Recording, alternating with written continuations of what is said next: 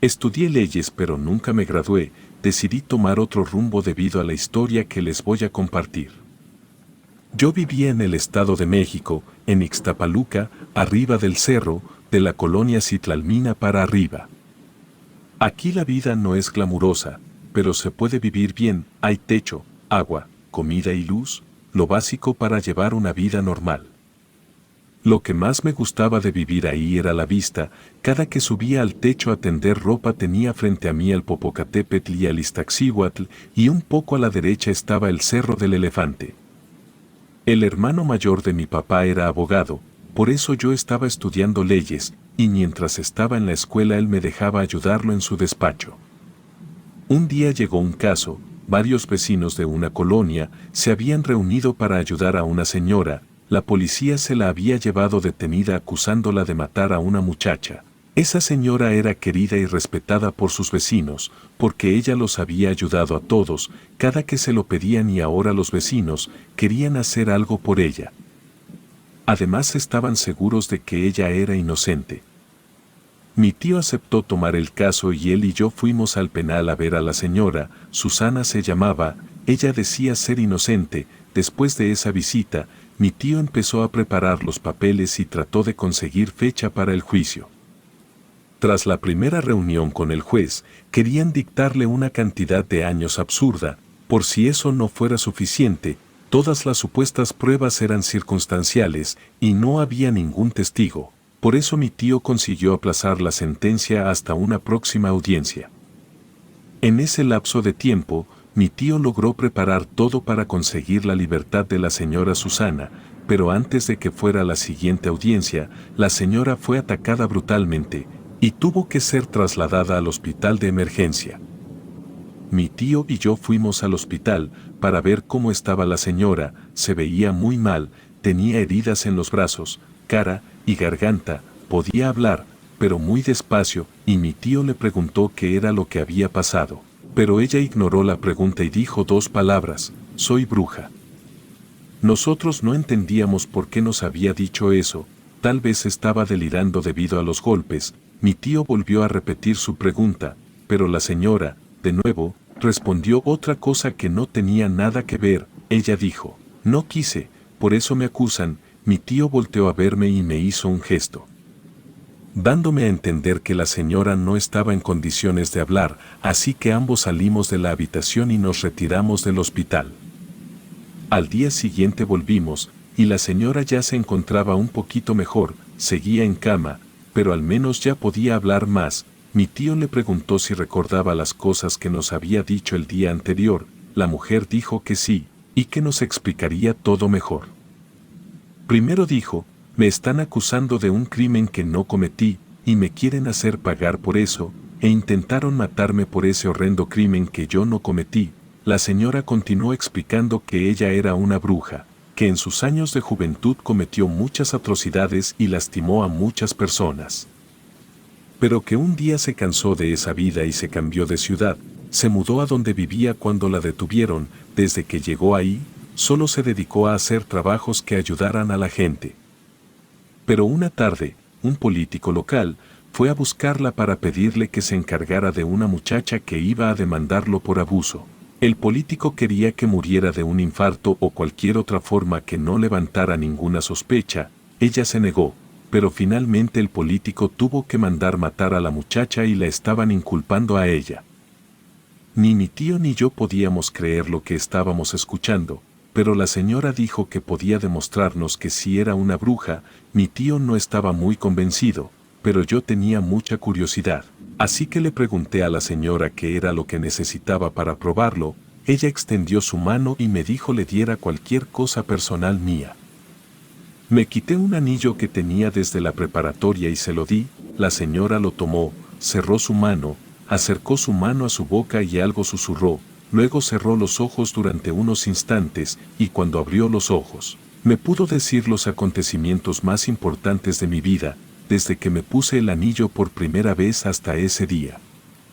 Eso, sin ninguna duda, era una prueba fehaciente de que la señora era una bruja. Mi tío quiso restarle importancia a eso, y se centró en lo legal. Le explicó a la bruja todo su argumento. Pero ella dijo que no importaba nada de eso, que la matarían en cuanto la sacaran del hospital para regresarla a la celda. Se me ocurrió preguntarle, ¿por qué no usaba sus poderes o algo, para defenderse dentro de la cárcel, o por qué simplemente no desaparecía?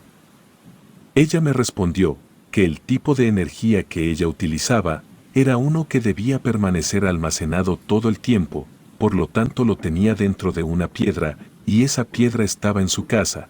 Sin esa piedra solo podía hacer cosas sencillas, como lo que había hecho con mi anillo, sin su piedra estaba completamente desprotegida. La bruja volteó a vernos y nos aseguró que ya no había esperanza para ella. En ese momento llegó el doctor junto con 2 policías. El doctor le dijo a los policías que ya podían llevársela, que la enfermería de la prisión podía darle seguimiento.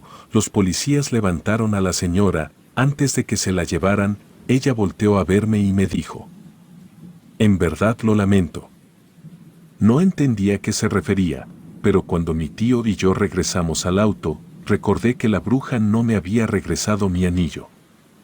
Antes de irme a acostar escuché una voz, era de una mujer, la voz ya la había escuchado antes, pero no lograba reconocerla, no era de nadie de mi familia, tampoco de amigos. Hice un poco de memoria y me di cuenta de que era la voz de la bruja. La voz se repitió, parecía venir del pasillo que daba al patio. La verdad sentí miedo, pero mi curiosidad era muy grande y fui a asomarme por la ventana, y en ese momento pude ver un bulto encorvado que pasó corriendo, perdiéndose entre la oscuridad que causaba la sombra que daba el árbol. El cuarto de mis papás daba al patio, pero no podía despertarlos, así que simplemente volví a mi cuarto. Al día siguiente, le comenté a mi tío lo que había visto en la noche. Estábamos platicando de eso, cuando recibió una llamada. Habían matado a la bruja cuando la llevaron a su celda. Mi tío ahí se deslindó, y no indagó sobre quién la había matado. Esa noche, cuando me disponía a dormir, un espantoso olor a putrefacto me llenó la nariz. Encendí la luz de mi cuarto, para revisar de dónde venía ese olor, pero lo único con lo que me encontré, fue con la silueta encorvada parada de espaldas en una esquina del cuarto. En ese momento quise correr, pero al darme la vuelta, me topé inesperadamente con la persona que era el bulto. Se trataba de la bruja, pero estaba toda deforme. Me quedé petrificado del miedo. Fue como si mi cerebro se apagara por un instante y se me olvidara hasta cómo respirar, pero todo empeoró cuando la bruja me habló. Ella dijo: «Puedo verte». Después de eso la bruja desapareció. Con mucho esfuerzo logré volver a mis 5 sentidos. Era la primera vez que a mí se me aparecía un muerto. No sabía cuál era la forma en la que debía reaccionar, y tampoco tenía claro cómo debía proceder. Pregunté y así terminé yendo con un espiritista. Tuve que trasladarme hasta otra ciudad, pero lo hice porque durante varios días me estuvieron pasando cosas extrañas en la casa. Llegué con la señora y le dije que estaba pasando por situaciones anormales, después de que una bruja murió teniendo un anillo que era mío. La espiritista quería saber cómo había sido la muerte de la bruja. Cuando le conté se quedó pensativa. Me comentó que lo más probable era que la bruja hubiera hecho un trabajo de entrelazamiento, utilizando mi anillo, como el puente entre el mundo de los muertos y el mundo de los vivos. Yo le pregunté qué tan malo era eso. La espiritista me respondió que eso dependía de cuál sería el motivo para que la bruja hubiera realizado el entrelazamiento, y eso lo podríamos saber preguntándole a ella directamente. Entonces ella hizo su enlace como sea que se llame, y el espíritu de la bruja entró en su cuerpo. No voy a decir cómo fue que ocurrió mi conversación con el espíritu de la bruja, porque todo fue muy confuso y bastante enredoso, pero les dejo lo más importante. Resulta que, efectivamente, tal como me había dicho la espiritista, la bruja había creado un entrelazamiento. Utilizó sus últimas energías para desdoblar un hilo invisible que uniera su alma a los fragmentos de mi esencia que estaban en el anillo. Esto lo había hecho porque ella quería vengarse del político responsable de su muerte. Íbamos a permanecer entrelazados hasta que la venganza estuviera concluida, y para eso yo tenía que acercarme a la esposa del político, porque como la bruja estaba unida a mí, solo podía estar en los lugares que yo estuviera. Cuando la espiritista volvió a ser ella, me preguntó si me habían quedado dudas, y la verdad era que había muchas cosas que no las tenía claras. Por ejemplo, ¿qué tenía que hacer yo exactamente para que la bruja hiciera lo que quería? ¿Cuánto tiempo iba a durar el entrelazamiento? ¿Y acaso el vínculo se iba a romper solo cuando la venganza estuviera hecha? La espiritista me aclaró que ella no era una experta, que una bruja de almas era la más indicada para aclarar esas dudas, pero sí me podía decir algunas cosas. Me explicó que lo que la bruja necesitaba era que yo encontrara la forma de coincidir frecuentemente con la mujer esa, que así la bruja la podría ir trabajando poco a poco, hasta causarle la muerte que quería darle. Si yo no accedía a las peticiones de la bruja, el entrelazamiento podría durar hasta el día de mi muerte. Me dijo que cuando un alma maligna irrumpe en un vivo, puede ser expulsado mediante una serie de rituales, pero, como la bruja había muerto de forma injusta, tenía permitido irrumpir en el mundo de los vivos. Y ningún tipo de exorcismo ni plegaria la podía expulsar, porque las reglas acásicas la respaldaban. Cuando la bruja estuviera satisfecha, yo debía acudir con una bruja de almas, para que mediante los registros de la biblioteca de almas enviara el espíritu de la bruja de regreso al otro mundo. Por último, yo quería saber si me seguirían pasando cosas paranormales. La espiritista me contestó que no, que todas esas manifestaciones habían sido la forma en la que la bruja me obligó a venir con ella, para poder decirme lo que necesitaba de mí, y que ya no me pasarían cosas raras. Tal vez fueron casualidades del destino, caprichos de la vida o influencia de la bruja Susana, pero esa misma semana la facultad recibió una convocatoria para atender casos gratuitos que otorgaría el gobierno, para ayudar a personas de bajos recursos, y la persona que estaba dirigiendo el programa era precisamente la esposa de aquel político, que era responsable de la muerte de la bruja Susana. Solo aceptarían a pocos estudiantes, y para ser honesto, yo no era de los mejores de la clase, así que tuve que ponerme a estudiar sin parar durante 2 semanas, y solo así logré quedar dentro de la convocatoria. Hablé con mi tío, para informarle que ya no podría estar yendo a su despacho por un tiempo, por eso del programa del gobierno. Lunes, miércoles y jueves, saliendo de la facultad pasaba una combi por nosotros y nos llevaba a una oficina. Ahí trabajábamos en los casos gratuitos durante 6 horas, nos daban de comer y todo, se portaron muy amables. Una vez a la semana, la esposa del político iba a la oficina para estar enterada de los casos. Después de todo era su imagen la que quedaría bien o mal según nuestro trabajo. Yo, con tal de destacar, siempre agarraba los casos más complicados, y cuando solo había casos sencillos, agarraba de 2 o 3 al mismo tiempo. Eso lo hacía para que cuando esa señora fuera a la oficina, se acercara conmigo, debido al trabajo que estaba haciendo. Debo admitir que el trabajo me gustaba, yo aprendía mucho, ganaba experiencia, y ayudaba a personas, que finalmente ese había sido una de las razones por las cuales yo había entrado a la carrera de leyes. Un miércoles, la señora y yo estábamos platicando sobre el caso de una señora enferma a la que el banco le quería quitar su casa por atraso en los pagos, cuando de pronto los ojos de la señora se pusieron blancos, se recargó hacia atrás con fuerza y se fue hasta el suelo con todo y silla. Todos los de la oficina se acercaron para ayudarla, pero ni entre dos podían levantarla, decían que estaba muy pesada, demasiado. Los ojos de la señora volvieron a ser normales, y se puso a gritar que una bruja se la quería llevar. Con su dedo señaló hacia un espejo que estaba detrás de mí. Luego la señora se torció de una forma horrible y se quebró el cuello muriendo al instante.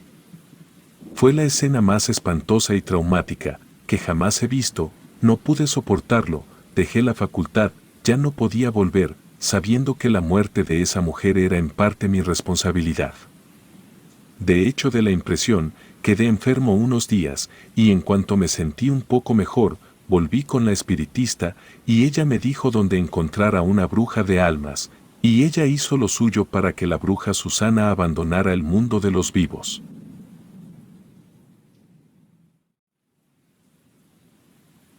Cuando conocí a Tomás, yo tenía 19 años y él tenía 20.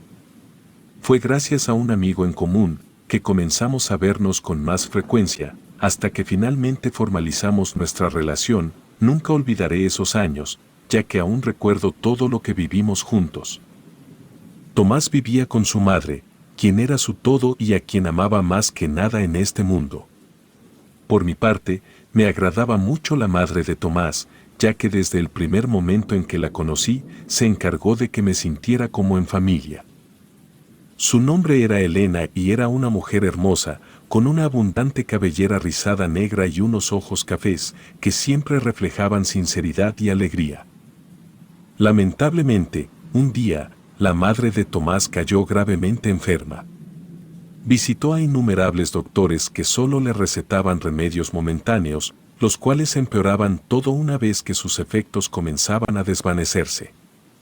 Sin embargo, un día llegaron los resultados que todos temíamos.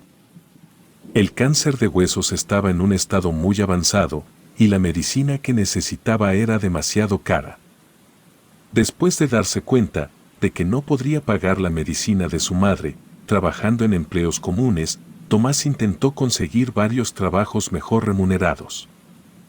Después de todo, Tomás se había graduado con un muy buen promedio de la universidad, pero como les pasa a muchos profesionistas, no había logrado ejercer su carrera después de la universidad, y en cada puesto de trabajo al que aplicaba, recibía la misma respuesta: necesitaba más experiencia.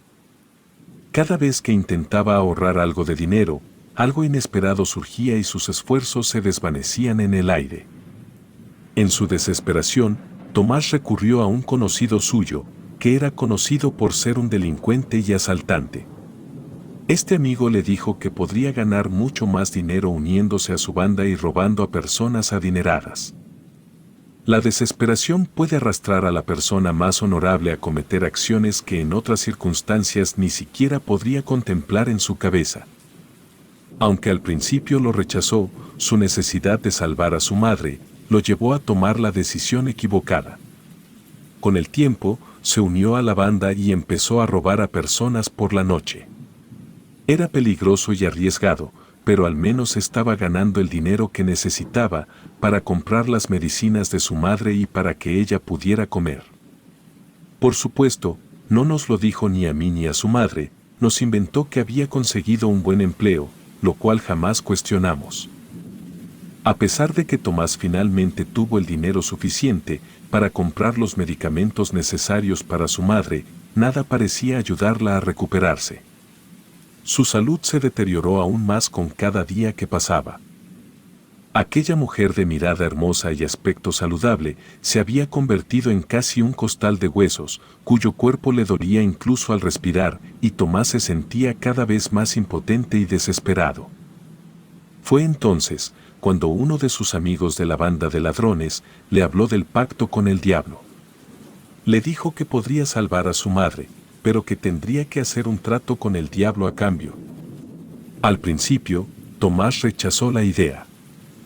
Después de todo, su madre siempre le había inculcado la devoción a Dios, por lo que hacer un pacto con el maligno era algo casi impensable. Pero su amigo lo convenció de que era la única forma de salvar a su madre, y que después de todo, Dios era el responsable de que su madre estuviera en aquel estado en primer lugar. Tomás se reunió con su amigo en un parque oscuro esa noche. El amigo le presentó a un hombre extraño y misterioso, que dijo ser capaz de hacer cualquier cosa por un precio. Tomás estaba asustado, pero sabía que no tenía otra opción. Había que hacer algo para salvar a su madre, y estaba dispuesto a hacer cualquier cosa con tal de verla bien otra vez. El hombre misterioso le dijo a Tomás que, a cambio de la vida de su madre, debía hacer algo también. Dijo que sabría cuando llegara el momento. Lo único que le pidió en ese momento era que dejara de robar. Tomás estaba confundido. ¿Por qué pedirle algo tan simple a cambio de salvar a su madre? Pero, aún así, aceptó sin más. Después de todo, dejar de robar no parecía ser una promesa difícil de cumplir. Pero a pesar de sus dudas, mi expareja aceptó, y para su sorpresa, los resultados de aquel pacto fueron casi inmediatos. Su madre empezó a recuperarse, algo que parecía imposible e inexplicable, tanto para los médicos como para mí, hasta entonces. Todo parecía estar bien, pues la señora Elena recuperó por completo su salud a un ritmo impresionante para cualquiera y aunque mi expareja aún tenía problemas monetarios, todo parecía ir mejorando. Pero no tardó en descubrir que había un precio a pagar por hacer un pacto con el diablo. Aunque su madre se había recuperado, mi expareja empezó a tener pesadillas terribles. Soñaba con ser arrastrado al infierno, con ser torturado por toda la eternidad. Y aunque intentaba ignorar estos sueños, no podía dejar de sentirse inquieto. Llegó incluso al punto de no querer dormir para evitar tener estas pesadillas, lo que ocasionó que tuviera un bajo desempeño en cualquier trabajo que pudiera conseguir. Además, ahora que ya no estaba robando, tenía muchos más problemas para encontrar un buen trabajo. Fue en uno de sus peores días, después de pasar horas buscando trabajo sin éxito, que se encontró con un hombre de apariencia adinerada en la calle. Me contó que en un principio, ni siquiera pasó por su cabeza asaltarlo. Pero mientras lo observaba, vio cómo éste se encontraba con un hombre trajeado, el cual le entregó una enorme cantidad de dinero en efectivo. La tentación fue demasiado grande y sin pensarlo dos veces, mi expareja lo asaltó. Fue un error terrible, pues el hombre resultó ser un conocido empresario de la ciudad y su asalto fue rápidamente reportado a las autoridades. Mi expareja fue rápidamente localizado y detenido, llevado al Ministerio Público. Él no quería que por nada del mundo su madre se enterara de que había sido detenido por algo como robar, por lo que su única opción para salir de prisión fue llamarme a mí para que fuera a pagar la fianza. Mi sorpresa al enterarme de dónde había estado sacando el dinero para los medicamentos de su madre fue enorme y le hice jurar que me contaría todo si quería que lo ayudara sin que su madre se enterara de lo que había hecho. Aceptó sin objetar nada, por lo que me dirigí inmediatamente al Ministerio Público para sacarlo. Sin embargo, nada de lo que yo pudiera imaginar sobre su explicación a todo aquello pudo prepararme para lo que estaba a punto de escuchar. Llegué al Ministerio Público y pagué la fianza. Cuando salió, ni siquiera pude reclamarle nada, porque lo vi en un estado deplorable.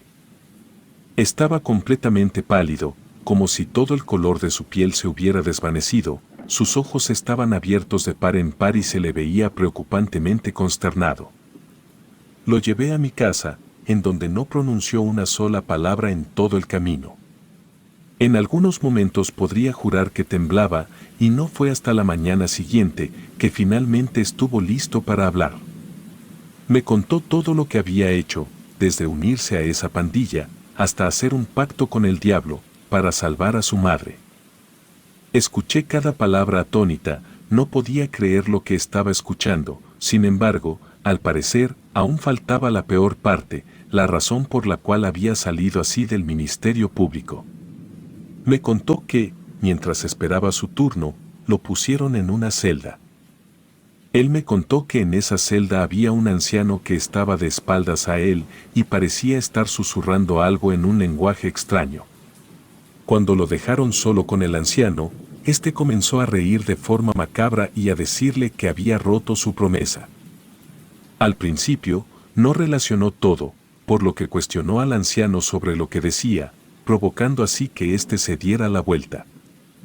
Describió al anciano como un hombre de apariencia extraña, sin ojos, piel muy arrugada y, aunque no podía asegurarlo al 100%, parecía que cuando reía, tenía la lengua igual que la de una serpiente, todo condecorado con un olor a azufre.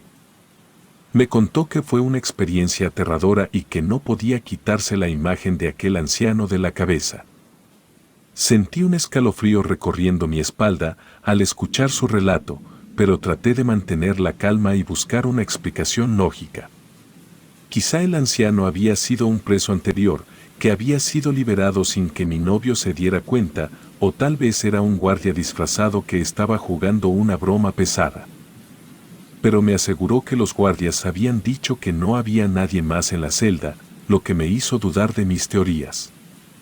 Mientras pasaban los días, Tomás se ponía cada vez más nervioso y asustado por lo que había sucedido en la celda. Sus pesadillas se incrementaron desde aquel día. No era para menos, después de todo lo que había pasado, no había transcurrido ni una semana, pero yo estaba ahí para él, tratando de darle ánimo y consuelo. Un día decidí ir a visitar a doña Elena para ver cómo estaba ella y si necesitaba algo, ya que tenía un tiempo en el que no la había visto.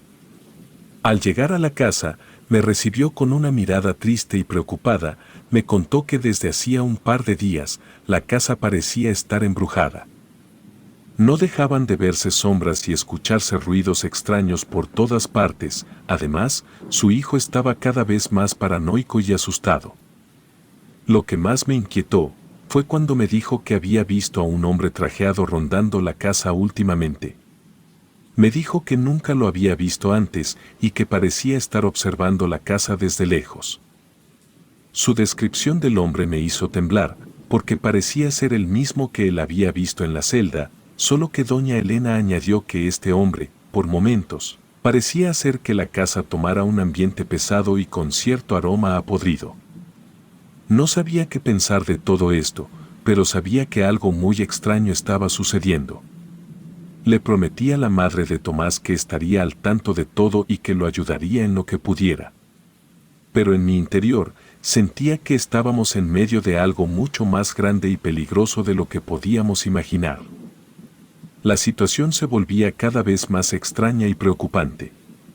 Intenté hablar con Tomás al respecto, sin embargo, parecía estar muy afectado debido a la falta de sueño, por lo que apenas me escuchó. Decidí quedarme esa noche en la casa de mi ahora exnovio para asegurarme de que todo estuviera bien. Pero lo que sucedió esa noche fue algo que nunca podré olvidar. En medio de la madrugada, unos ruidos extraños me despertaron. Al principio, intenté tranquilizarme e ignorarlo todo, pero entonces escuché unos pasos pesados acercándose a la habitación donde dormía. Traté de despertar a mi novio, pero para mi desgracia, había tomado el medicamento para dormir que le había comprado, y estaba profundamente dormido, parecía no escuchar nada. Fue entonces cuando vi la sombra de un hombre en la puerta de la habitación. Me quedé sin habla y sin poder moverme, no sabía qué hacer. El hombre se acercó lentamente hacia mí, y cuando finalmente lo pude ver claramente, me di cuenta de que era el mismo hombre trajeado, que había estado rondando la casa. El hombre me miró fijamente, con unos ojos fríos y oscuros que parecían querer perforar mi alma. Entonces, con una voz ronca y profunda, me dijo: «Tu novio no cumplió su promesa y ahora debe pagar su deuda conmigo». Cuando este hombre desapareció y recuperé la movilidad de mi cuerpo, supe que debía hacer algo. Amaba a mi novio y no quería verlo así. Al día siguiente, quise ir con el sacerdote local para bendecir la casa y tratar de ahuyentar cualquier presencia maligna que pudiera haber ahí. Pero al llegar encontramos una escena horrible. La madre de mi novio yacía muerta en el suelo, de una manera espantosa, había sangre por todos lados.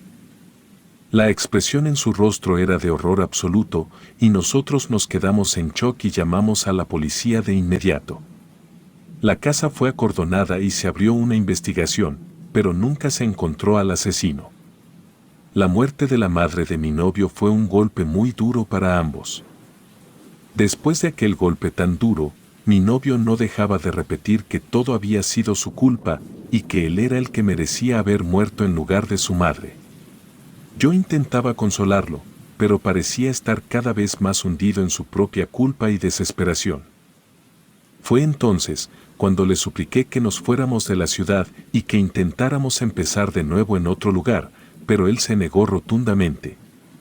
Decía que no podía irse, que estaba condenado. Sin embargo, me prometió que intentaría romper el pacto que había hecho con el hombre y que no me convenía estar junto a él si no lo conseguía. Pasaron varias semanas en las que mi novio se mantuvo alejado de mí y de todo el mundo, encerrado en su habitación, tratando de encontrar alguna manera de romper el pacto. A pesar de lo que él me había dicho, Yo lo apoyaba en todo lo que podía, pero sabía que estaba luchando contra algo muy poderoso y peligroso.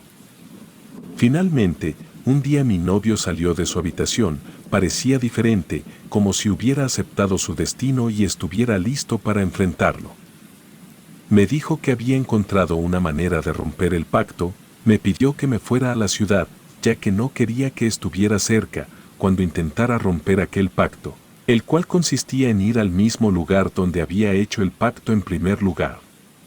Debía volver a contactarse con el diablo, para así romper el trato. Yo no sabía mucho sobre rituales o magia, pero sabía que mi novio necesitaba mi apoyo en ese momento tan difícil. Así que accedí a estar ahí, aunque él no lo quisiera. Me escondí detrás de unos arbustos cercanos, para poder ver todo lo que estaba haciendo. Al principio, lo único que podía ver era a él sentado en medio de un círculo de velas negras, repitiendo la misma oración en un lenguaje extraño una y otra vez. En un momento, una figura comenzó a materializarse justo frente a Tomás. Esta parecía en un principio solo una sombra algo deforme, pero poco a poco comenzó a tomar forma. Esta sombra no era nada más y nada menos que el mismo hombre que yo había visto en la casa de Tomás no hacía mucho tiempo. No cabía duda de que era él, ya que su sola presencia me hacía sentir el más profundo de los miedos que jamás en mi vida había experimentado. Seguí mirando y vi cómo Tomás intentaba hablar con él. No podía escuchar exactamente lo que decía, pero el tono de voz con el que lo hacía era suplicante y lleno de miedo. No pasó mucho tiempo, cuando las cosas comenzaron a empeorar. De la nada, el viento comenzó a soplar fuertemente al grado de que creí que los árboles se arrancarían del suelo.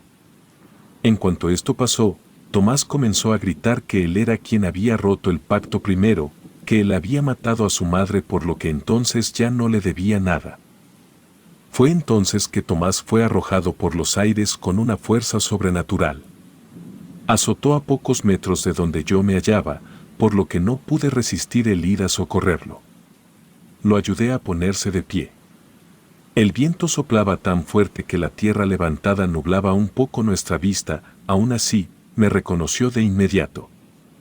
Al principio, me agradeció por haberlo ayudado. Sin embargo, aquel agradecimiento se vio rápidamente transformado en un reclamo del por qué no le había hecho caso. A decir verdad, no presté mucha atención a lo que me decía. Lo único que me interesaba en ese momento era cómo haríamos para salir de ahí. Tomás se hallaba muy lastimado por la caída, pero aún podía caminar, por lo que comenzamos a alejarnos de ahí. Sin embargo, no logramos alejarnos mucho, cuando la presencia de aquel hombre se hizo presente frente a nosotros nuevamente. Este ya no era aquel anciano lleno de arrugas que yo había visto en la casa de Tomás, sino un hombre joven y elegante. Emergían dos cuernos puntiagudos de su frente y el miedo que provocaba era casi paralizante. Tomás me sacó de aquel trance cuando gritó que yo no tenía nada que ver con todo eso y que por favor me dejara ir. Yo no quería irme, quería quedarme con Tomás, pero aquella no fue mi decisión. Comencé a escuchar dentro de mi cabeza unas extrañas palabras y después de aquello, todo fue nada más que profunda oscuridad. Desperté al día siguiente en el mismo lugar y no entendía nada de lo que estaba pasando. Busqué a Tomás durante meses sin que nadie pudiera darme una respuesta concreta sobre su paradero. Finalmente, decidí que lo mejor sería irme a la ciudad como tanto había deseado. Años después, por un viejo amigo, me enteré de que Tomás había reaparecido un día sin más. Sin embargo, había enloquecido y no recordaba absolutamente nada sobre su vida. Lo peor de todo es que parecía haber perdido los ojos. Fui de visita al pueblo algunos años después para visitar a algunos familiares, donde pude comprobar aquella historia. Tomás se sentaba a las puertas de la iglesia a pedir dinero y, en cuanto me acerqué a hablar, este no me reconoció. No lo he vuelto a ver desde entonces, pero aún tengo pesadillas y siempre duermo con un crucifijo a mi lado. Jamás podré olvidar lo vivido. Sé que nunca debemos jugar con fuerzas que no podemos comprender, ya que de lo contrario podemos terminar muy mal.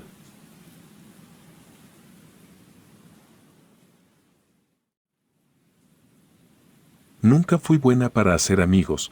Durante mi niñez, sin importar cuánto me esforzara, nunca parecía encajar con el resto de las personas. Fui víctima de acoso escolar durante años y la preparatoria no fue diferente. Mis padres, en un intento por animarme, solían decirme que solo tenía que ser yo misma y que algún día encontraría amigos que me aceptarían tal como era. Finalmente, cuando llegué a la universidad, esas palabras se volvieron realidad. El pequeño departamento que mis padres alquilaron en un edificio compartido con otra chica resultó ser el comienzo de una amistad que cambiaría mi vida. Ella estudiaba fotografía y era increíblemente amable y rápidamente nos hicimos amigas y por primera vez en mi vida, sentía que tenía a una amiga verdadera y para mi suerte, esa amistad prevalece hasta el día de hoy. Ella también tenía un grupo de amigas y me integraron con facilidad. Nunca antes había sentido una sensación de pertenencia como esta. La normalidad y la rutina se convirtieron en algo maravilloso. Hasta que una tarde todo cambió. Era un fin de semana y después de muchas horas de estudio, mi amiga y yo decidimos que necesitábamos un descanso. Ambas estábamos acostadas en nuestras camas, mirando videos en nuestros teléfonos. Entonces de la nada, mi amiga saltó de la cama y me mostró un video en su teléfono.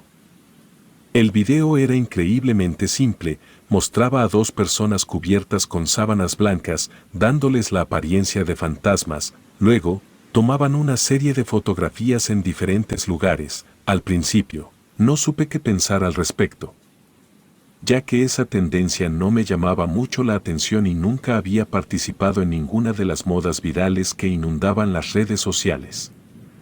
Sonreí y le dije que estaba bien. Sin embargo, ella sin perder el ánimo, insistió en que debíamos hacerlo. Su entusiasmo era contagioso y me explicó que no solo sería divertido, sino que también enriquecería su portafolio fotográfico. Tenía muchas ideas para lugares interesantes que podíamos visitar y capturar como fantasmas. Incluso mencionó la posibilidad de acampar en el bosque para obtener tomas nocturnas únicas. Yo no era una apasionada de la idea de acampar, ya que siempre me había considerado más una persona de interiores, pero su emoción por el proyecto hizo que no pudiera negarme. Pensé que las otras chicas podrían resistirse a la idea de acampar, pero para mi sorpresa, todas aceptaron entusiasmadas. La idea de explorar el bosque por la noche y fingir que eran fantasmas parecía irresistible para ellas, a pesar de mis inseguridades y mi desagrado por la idea de acampar en el bosque. No quería ser la única en quedarse atrás. Así que me sumé al entusiasmo del grupo.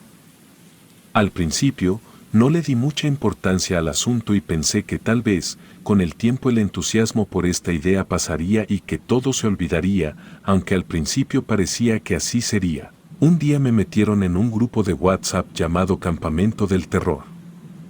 El plan era rentar una cabaña en el bosque y hacer paradas en algunos lugares que mi amiga tenía en mente. Todo apuntaba a que el aclamado día sería el 31 de octubre y el 1 de noviembre. Ya no podía echarme atrás, así que me preparé para la aventura, sintiendo una mezcla de emoción y ansiedad. No sabía por qué estaba sintiendo eso, puesto que el campamento era en una cabaña y no al aire libre. Sin embargo, algo dentro mío me decía que era una pésima idea ir. El día del viaje finalmente llegó y todas mis amigas se prepararon para partir. Al principio, todo parecía ir bastante bien. Empecé a pensar que solo estaba preocupándome de más y que esa voz interna que me decía que no era una buena idea acampar era simplemente el eco de malas experiencias de mi infancia, cuando rara vez me invitaban a lugares. Pues si lo hacían, era para burlarse de mí. Salimos temprano por la mañana. Mi amiga la fotógrafa tenía en mente muchos lugares que quería visitar y debíamos llegar a todos antes de que anocheciera en el bosque donde planeábamos acampar. Nuestra primera parada fue una capilla abandonada que se veía hermosa y artística. Incluso preguntamos a una persona de la zona si había escuchado historias de apariciones ahí. El hombre aseguró que el espíritu de un padre solía rondar el lugar, pero, para nuestra sorpresa, no experimentamos nada inusual. La capilla se encontraba tranquila y no sentimos ninguna presencia extraña. Después de un rápido almuerzo, nos dispusimos a preparar nuestros disfraces para la sesión de fotos. Los disfraces eran sencillos, sábanas con 2 agujeros para los ojos. Mi amiga nos dio instrucciones sobre cómo posar y en menos de 30 minutos habíamos terminado. Cabe destacar que las fotos no se tomaron con teléfonos, sino con la cámara profesional de mi amiga, por lo que no pudimos ver los resultados de inmediato. Ella nos explicó que quería editarlas y agregarlas a su portafolio y accedimos, ya que estábamos haciendo esto para ayudarla. Después de tomar las fotos, subimos al auto y continuamos el viaje. Eran alrededor de la 1:30 de la tarde, por lo que todavía teníamos suficiente luz y no teníamos prisa por llegar al área del bosque donde planeábamos acampar. Hicimos una parada en un pequeño restaurante, donde aprovechamos para sacarnos algunas fotos en el estacionamiento.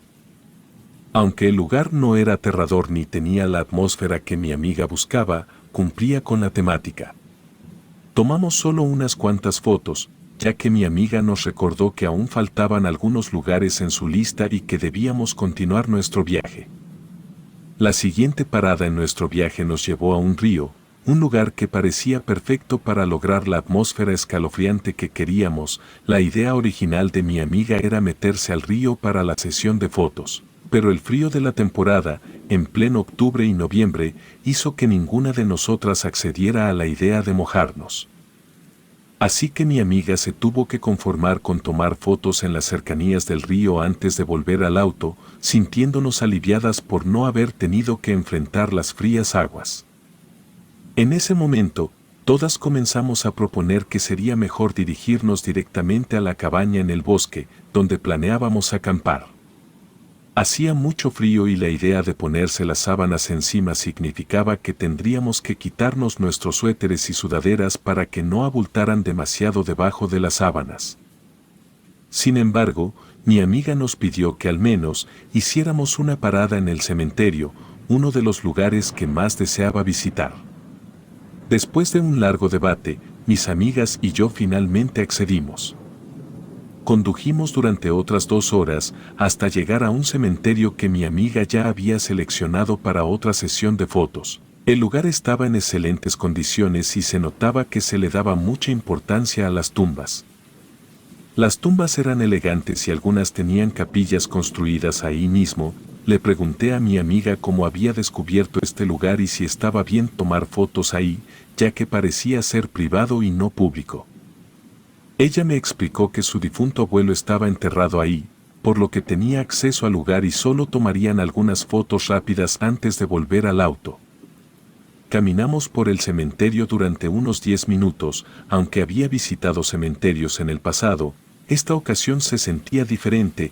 Nunca antes me había sentido tan vigilada en un lugar como este, a pesar de que mi abuela me había dicho cuando era una niña que, en los cementerios no podían asustar, que eran sitios de descanso para los muertos y que no había nada malévolo en ellos. No podía evitar la sensación de que algo o alguien nos seguía. Le expresé mi incomodidad a mis amigas en más de una ocasión, pero ellas aseguraron que no sentían nada extraño.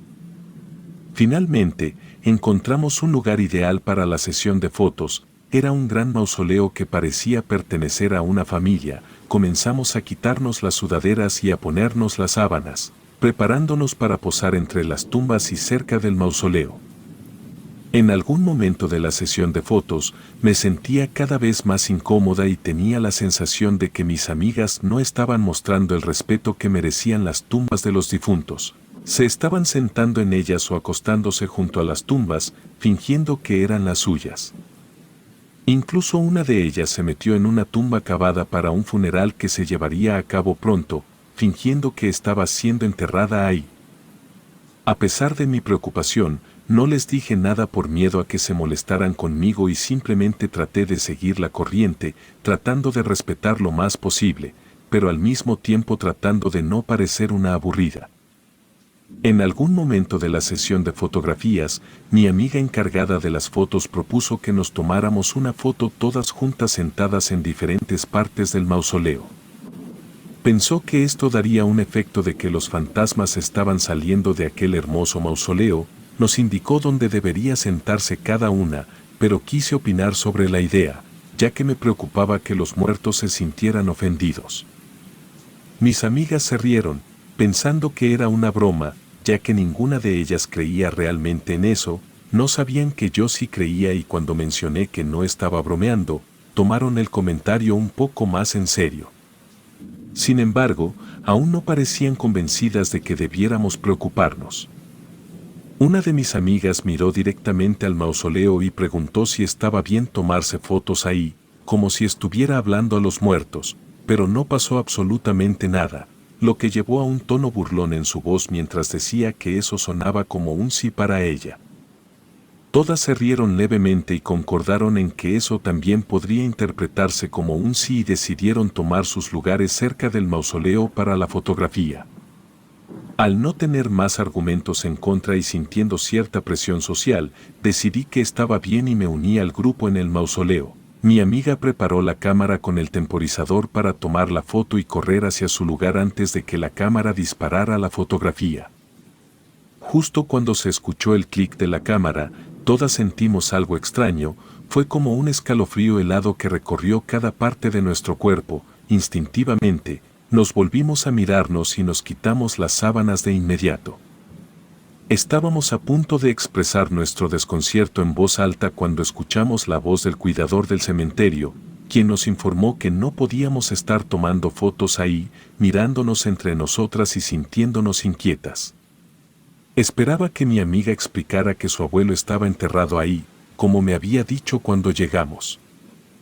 Sin embargo, en lugar de hacerlo, ella rápidamente recogió su cámara y nos incitó a correr sin pensarlo dos veces.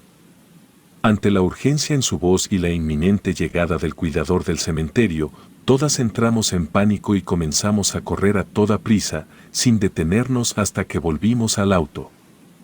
Mi amiga encendió el auto y nos alejamos rápidamente del lugar, con la adrenalina corriendo por nuestras venas. La experiencia en el cementerio se volvió un borrón en nuestras mentes a medida que avanzábamos. La euforia de la adrenalina y la distancia que pusimos entre nosotros y el cementerio hicieron que olvidáramos rápidamente lo que había sucedido después de tomar la última foto. En ese momento, nos estábamos riendo de la situación y cuestionamos a mi amiga sobre por qué habíamos salido corriendo si un familiar suyo estaba enterrado ahí. Ella, riéndose con nosotras, reveló que en realidad no tenía ningún familiar enterrado en el cementerio, simplemente le pareció un lugar hermoso y apropiado para la sesión de fotos que quería. Admitió que realmente no sabía si estaba permitido, por lo que había salido corriendo de esa manera. Nos alegramos de haber captado el mensaje y reímos ante la travesura que habíamos llevado a cabo. Agradecimos haber escapado sin problemas y continuamos nuestro viaje, riendo y recordando nuestra travesura en el cementerio. 2 horas después, llegamos al bosque donde habíamos reservado la cabaña. Nos entregaron las llaves y entramos en el lugar, que resultó ser bastante acogedor y prometedor. Aprovechando la luz que nos quedaba, salimos nuevamente para tomar más fotografías en el bosque que rodeaba la cabaña. Tomamos más fotos de las que habíamos tomado en los otros lugares, ya que todas estábamos de mejor humor y más dispuestas a cooperar. Cuando finalmente oscureció, tomamos unas cuantas más y volvimos a la cabaña y pasamos la tarde riendo y compartiendo anécdotas de terror que habíamos escuchado a lo largo de los años, ya que era Halloween y deseábamos asustarnos un poco. Decidimos que era hora de ir a dormir. La cabaña tenía las camas dispuestas en una hilera, pero solo había 2 camas, lo que significaba que 2 de nosotras tendrían que compartir una cama, mientras que la quinta amiga tendría que conformarse con el sofá.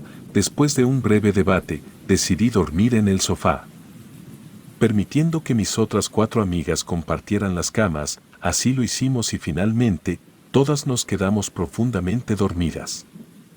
Cerca de las 3 de la madrugada, fui despertada por unas risas provenientes de la habitación. Entreabrí los ojos, aún adormilada, y miré a mi alrededor.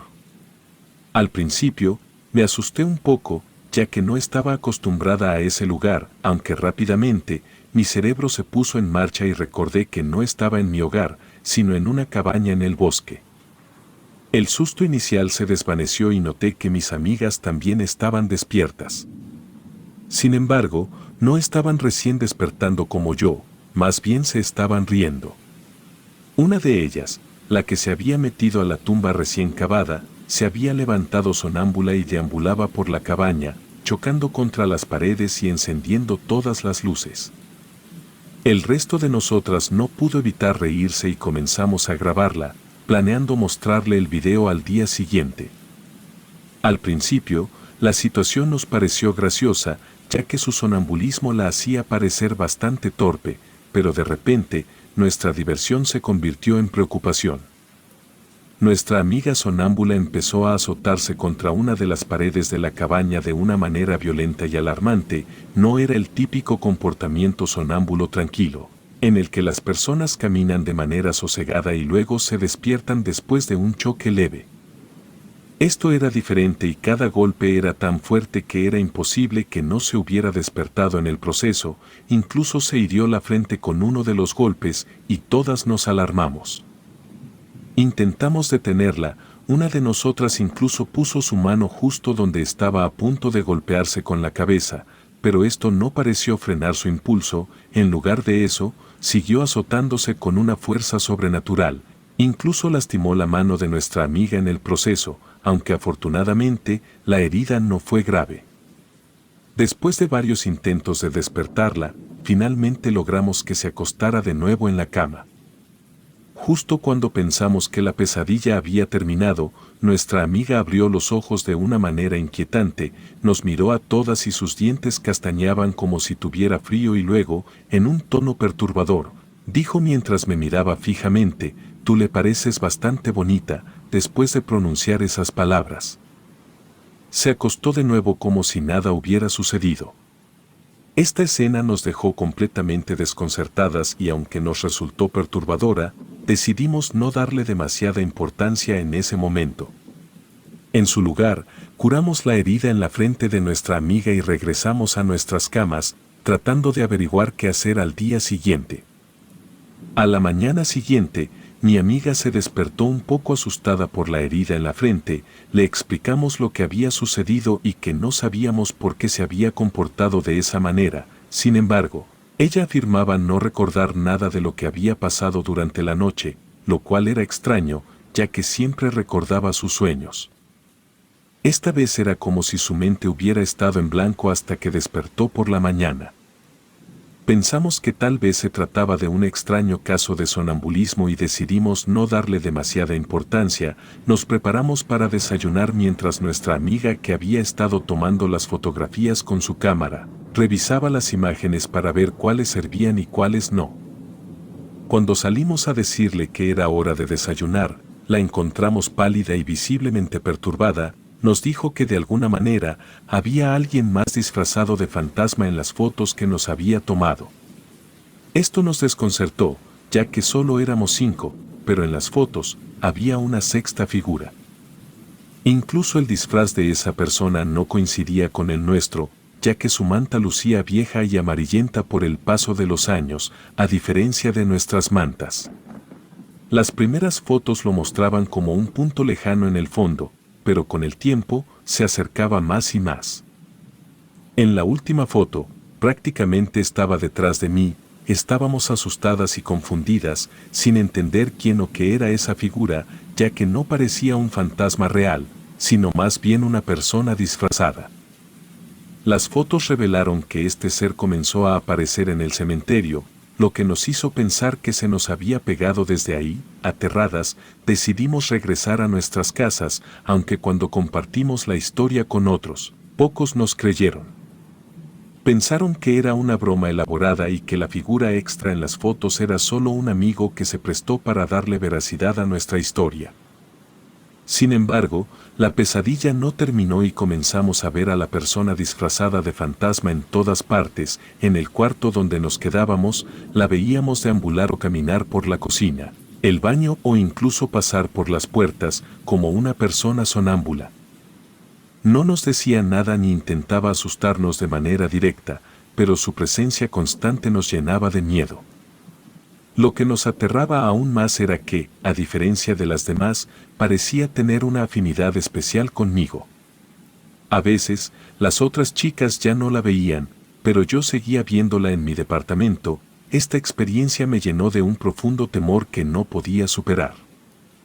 Finalmente, en marzo, una amiga nos llevó con una amiga de su abuela, quien era una bruja, para que nos hiciera una limpia, y la bruja nos confirmó que el ser se nos había pegado en el cementerio. Afortunadamente, después de varias sesiones de limpias, pude liberarme de aquel fantasma. Desde entonces, he evitado ir a cementerios por miedo a que algo similar vuelva a ocurrir.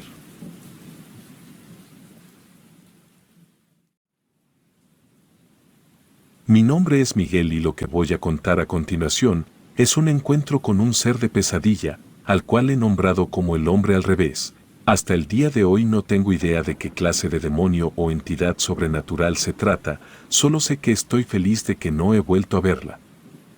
Mi vida comenzó en medio del caos. Mi nacimiento fue un evento tumultuoso, marcado por un parto velado. Para aquellos que no están familiarizados, un parto velado es una situación en la que la bolsa amniótica no se rompe antes del nacimiento, rodeando al bebé con una membrana protectora que crea una entrada más dramática al mundo. Mis primeros minutos de vida estuvieron teñidos de desafíos. Los médicos lucharon por traerme al mundo mientras la bolsa amniótica se aferraba a mí como una sombra persistente. Para empeorar las cosas, enfrenté complicaciones adicionales que pusieron en peligro mi existencia recién nacida.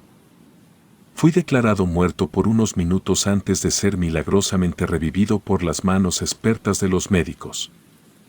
A pesar de estos obstáculos, sobreviví contra todo pronóstico. Sin embargo, mi llegada al mundo dejó una marca indeleble en mi ser. Algo cambió en mí durante esos minutos de oscuridad y desde una edad temprana, supe que mi existencia estaba destinada a ser diferente.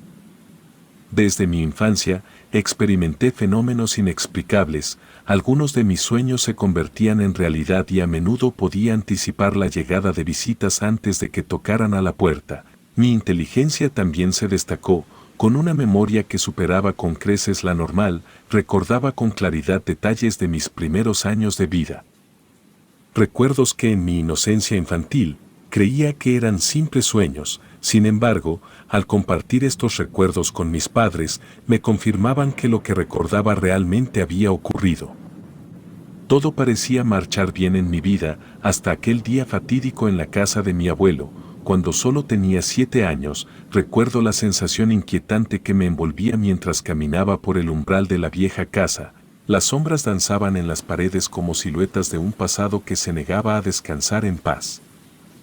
A pesar de que mi abuelo y yo compartimos aquel día en su casa, jamás lo había visto antes. Mis padres habían mantenido oculta la existencia de ese lado de la familia, y las circunstancias que llevaron a la separación de mis abuelos eran temas que se mantenían en un velo de silencio. La casa de mi abuelo, en la que me encontré por primera vez, era majestuosa y grande. Sus múltiples pisos eran una novedad para mí, acostumbrado a vivir en hogares más modestos. La arquitectura antigua y el aroma a madera desgastada le daban una apariencia única, aunque mi abuelo tenía una apariencia dura y gastada por los años. Su rostro se iluminó de alegría al verme. Aunque no había compartido gran parte de mi vida con él, parecía genuinamente feliz de que lo visitara. La tarde transcurrió con relativa normalidad. Hice amistad con Max, el perro de mi abuelo, cuyo pelaje blanco y negro ondeaba mientras corría por el vasto jardín. Me sumergí en la paz momentánea, permitiéndome disfrutar de la compañía de un abuelo, que aunque distante en el pasado, parecía ansioso por conectarse conmigo en el presente. Sin embargo, esa paz pronto se vio amenazada. Jugando con Max en el jardín, experimenté un escalofrío inexplicable. Era como si una ráfaga de frío hubiera descendido sobre mí, enfriando hasta el último rincón de mi ser. Max, por su parte, no tardó en reaccionar. Comenzó a chillar y gruñir. Sus ojos centelleaban con un miedo que compartía. Giré la cabeza instintivamente y fue entonces cuando lo sentí. No vi al hombre al revés, pero su presencia era palpable en el aire. Una sensación de malestar se apoderó de mí.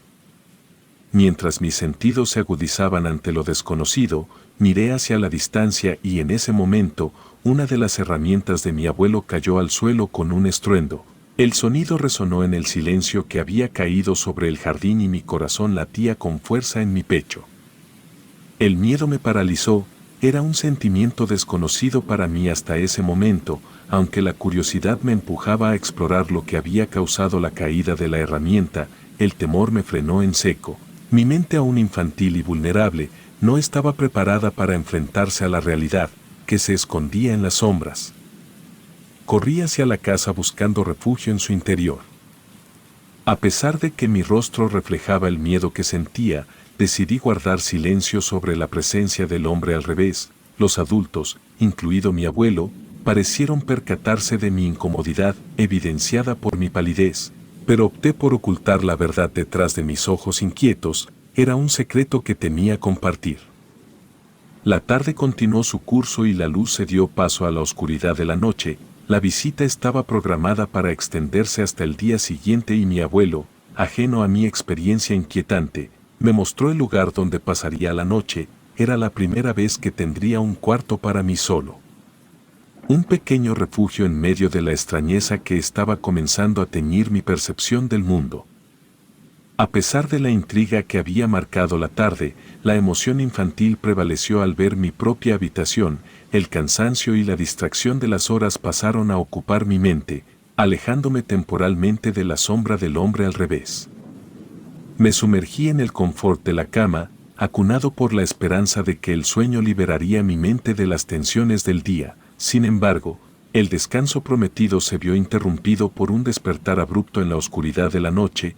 Un miedo intenso se aferró a mi ser, envuelto en una pesadilla que se disolvía rápidamente en la nebulosa del olvido.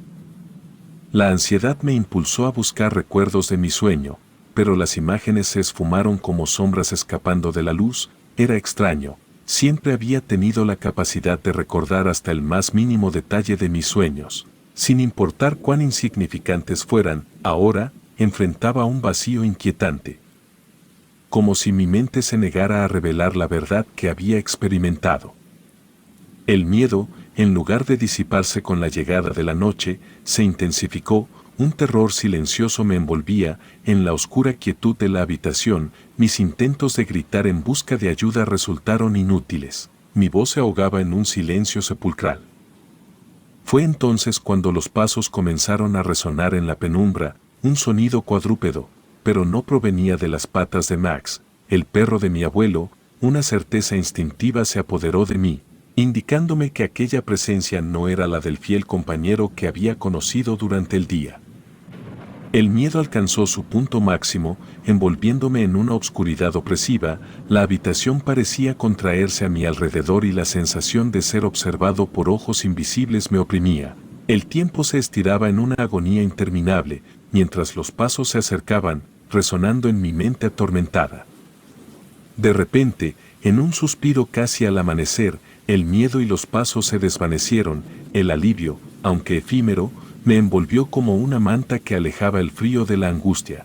El amanecer pintaba el cielo con tonos suaves de rosa y naranja y la luz penetraba la habitación, disipando las sombras que habían sido testigos de mi tormento nocturno. En ese amanecer, mientras la casa de mi abuelo se sumía en la calma de un nuevo día, me quedé preguntándome si el hombre al revés era una creación de mi propia mente o una entidad genuina que se movía en los límites de mi percepción. La línea entre lo real y lo imaginario se desdibujaba, dejándome atrapado en un mundo donde los secretos y el miedo se entrelazaban, marcando el inicio de una pesadilla que aún no había revelado todos sus misterios. Al día siguiente, la intriga y el miedo seguían anclados en mi mente, como sombras que se resisten a disiparse. Aunque traté de abordar el tema con mi familia de manera sutil, las preguntas sobre experiencias similares resultaron en respuestas confusas y gestos de incredulidad. Nadie parecía haber experimentado algo parecido al hombre al revés que me acechaba en las sombras. Las horas transcurrieron y la normalidad aparente volvió a envolver la casa de mi abuelo. Los rayos del sol danzaban en el jardín y las risas de mis hermanos resonaban en el aire. Sin embargo, en mi interior, Persistía la sensación de que algo oscuro guardaba en las sombras, esperando el momento adecuado para manifestarse. Cuando la hora de la despedida se aproximaba, mi familia se aglutinó en el automóvil, listos para regresar a casa. Mi madre aún charlaba con mi abuelo y mis hermanos, absortos en sus teléfonos. Parecían ajenos a la inquietud que me consumía. Yo, sin distracciones digitales que me alejaran de la realidad, permanecía mirando por la ventana. Aún cuestionando los eventos ocurridos en la visita, al mismo tiempo que intentaba encontrar lo lógico al asunto. El ladrido frenético de Max rompió el silencio. Giré mi cabeza para descubrir la fuente de su agitación y lo que vi heló mi sangre en las venas. A escasos metros de mí se encontraba la espantosa entidad que hasta entonces solo había sentido en las sombras. Era una visión grotesca y aterradora.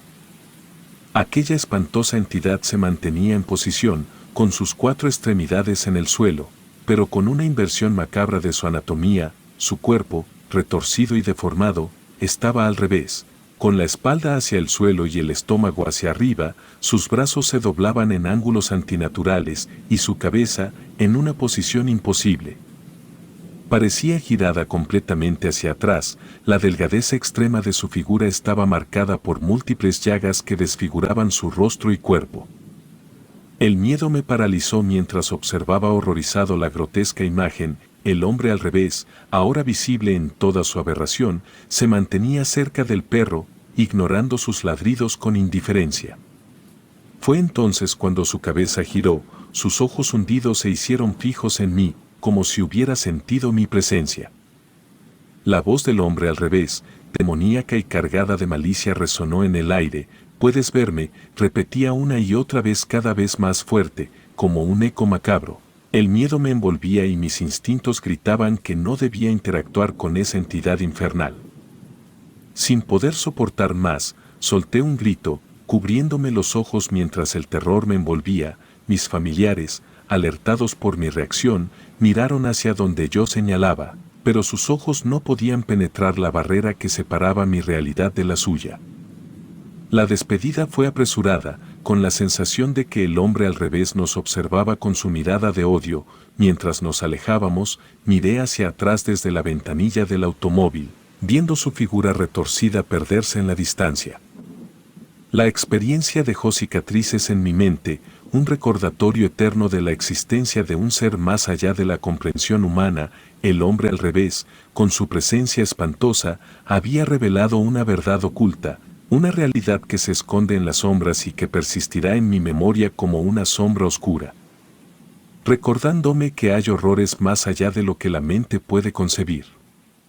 La visita a la casa de mi abuelo, marcada por la terrorífica presencia del hombre al revés, se convirtió en un recuerdo que perduraría en mi memoria como una pesadilla vivida.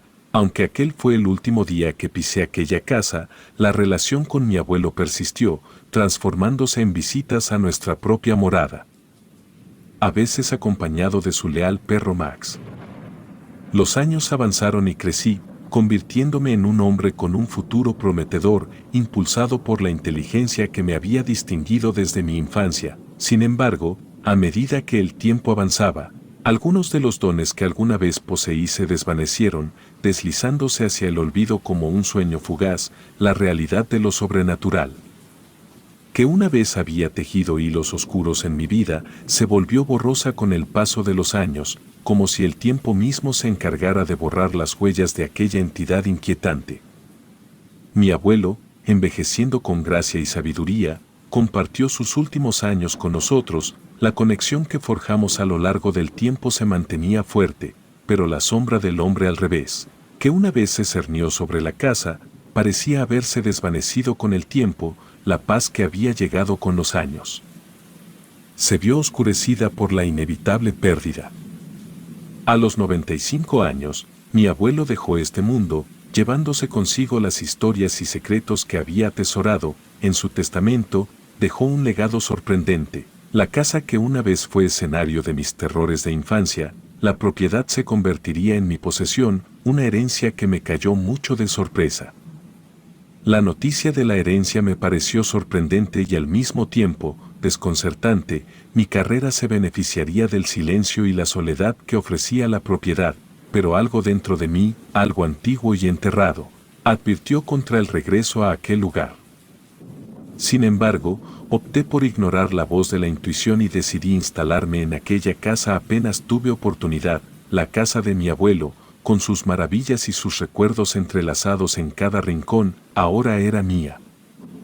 Aunque la propiedad se presentaba como el lugar perfecto para la concentración y el trabajo, una sensación incómoda se agazapaba en las sombras de mi propia mente. Mis primeras noches en la casa fueron tranquilas, aparentemente libres de la presencia que una vez había acechado en sus rincones. Sin embargo, la quietud de la noche a menudo se veía interrumpida por susurros fantasmales que se deslizaban por los pasillos, evocando recuerdos aleatorios de mi infancia, aunque nada concreto. Fue entonces cuando, una noche, mientras me sumía en el silencio de la casa, una extraña sensación de familiaridad me invadió. En la penumbra, parecía percibir la presencia de algo más allá de lo tangible, algo que me recordaba a aquel hombre al revés que había desafiado la lógica y el entendimiento. En una noche tranquila, el silencio de la casa de mi abuelo se vio perturbado por el despertar repentino de un miedo intenso. La oscuridad, envuelta en sombras insondables, parecía cobrar vida, mientras yo yacía inmóvil en mi cama, incapaz de moverme o gritar. Una presión invisible pesaba sobre mi pecho, como si las sombras mismas conspiraran en mi contra. El presentimiento, ignorado por mucho tiempo, se hizo más fuerte. Aquella decisión de regresar a la casa de mi abuelo, en lugar de ser una bendición, se reveló como una elección que lamentaría. La sombra del hombre al revés que creí perdida en el tiempo, se alzaba una vez más. Recordando que algunas entidades no pueden ser olvidadas y que el pasado, como un espectro silencioso, puede retornar cuando menos lo esperas. Fue entonces cuando, de manera sutil pero inconfundible, resonaron en la penumbra las pisadas cuadrúpedas que una vez marcaron mi infancia. Los recuerdos, antes difusos y lejanos, se materializaron uno tras otro, como fantasmas que emergen de las sombras de la memoria. Mi mente se vio inundada por imágenes de aquel último día en la casa de mi abuelo, cuando el hombre al revés se reveló en toda su espantosa y aterradora presencia. Aquel ser de pesadilla, ahora confirmado como el responsable de las pisadas que resonaban por mi habitación, me sumió en una espiral de terror. Los recuerdos fluían como un río oscuro, recordando los detalles horripilantes de aquel día fatídico, el rostro retorcido, los brazos distorsionados, la voz demoníaca que repetía sus palabras infernales. ¿Puedes verme? La estrategia que alguna vez había empleado en mi infancia resurgió en mi mente. Si permanecía inmóvil, si me entregaba a la quietud total, tal vez la criatura infernal se desvanecería, como lo había hecho antes. Sin embargo, esta vez, la espera no trajo consuelo. Los pasos resonaron a los pies de mi cama. Las respiraciones pesadas se entrelazaron con el aire cargado de pavor. La obscuridad me envolvía y la silueta de la criatura se dibujaba en la negrura. Mis ojos, aunque abiertos, solo veían sombras, pero no era necesario ver para saber. Recordaba cada detalle, cada horror que una vez había intentado olvidar. La presencia del hombre al revés se materializó. La misma entidad que había sido mi tormento en la infancia y que ahora regresaba para atormentar mi presente. El miedo se volvió palpable cuando escuché la voz familiar, pero esta vez más amenazadora que nunca. ¿Puedes verme? Regresó aquel que puede verme. La criatura parecía más consciente, más sedienta de la presa que había identificado. La incertidumbre de lo que sucedería a continuación me mantenía inmovilizado. Con el sigilo de un depredador, la criatura comenzó a trepar por mi cama. Un hedor pestilente llenó la habitación, una mezcla nauseabunda que desafiaba la realidad. El peso de algo a mis pies se hizo presente, una presión opresiva que anunciaba la llegada del mal. En la oscuridad, la silueta se recortaba como un espectro, pero no necesitaba verla claramente para reconocerla. La pesadilla se apoderó de mi conciencia mientras el ser infernal parecía olfatear mi presencia, explorando mi miedo como un depredador antes de su ataque final. En un momento que se prolongó hasta lo eterno, la criatura descendió de mi cama y se deslizó fuera de la habitación. Con los primeros destellos del amanecer, recuperé el control de mi cuerpo y sin dudar, abandoné la casa. El sol, aunque tímido, marcó mi liberación de aquel lugar impregnado de horrores del pasado. Decidí nunca más volver a la casa de mi abuelo, un santuario de pesadillas que había resucitado para perseguirme en la adultez. La obscuridad de aquella experiencia, que se había mantenido latente durante años, se desvaneció con la distancia entre la casa y yo. Aunque el tiempo borró los recuerdos de la criatura que una vez acechó mis sueños, la herencia de aquella noche persistió. La casa, con sus paredes que aún susurraban secretos y sombras, quedó atrás, convertida en el eco de una pesadilla que había enfrentado y que finalmente había dejado atrás.